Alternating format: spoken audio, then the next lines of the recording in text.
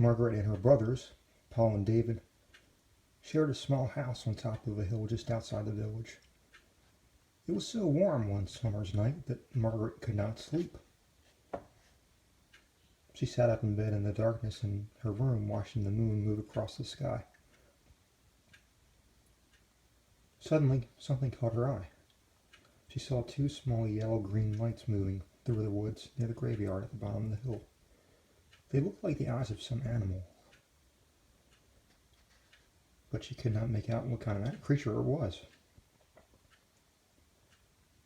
Soon the creature left the woods and moved up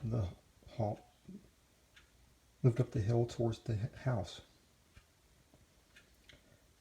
For a few minutes, Margaret lost sight of it. Then she saw it coming across the lawn toward her window. It looked like a man, and yet it didn't.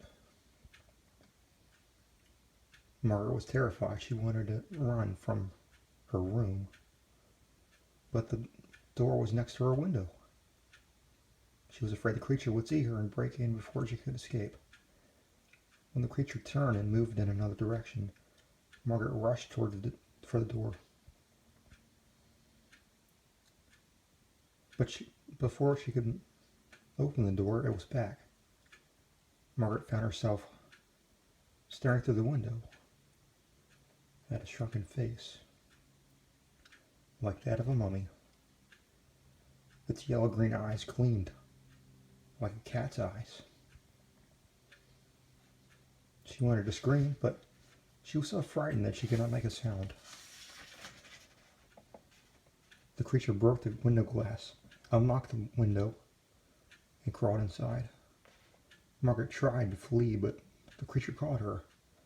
It twisted its long, bony fingers into her hair, pulled back her head, and sank its teeth into her throat. Margaret screamed and fainted. When her brothers heard her piercing scream, they rushed to her room, but by the time they got the door unlocked, the creature had fled.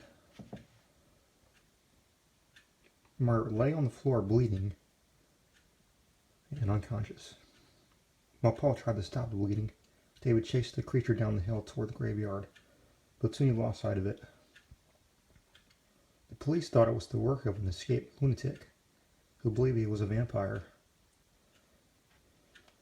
When Margaret recovered, her brothers wanted to move to a safer place where it would be harder to break in, but Margaret refused.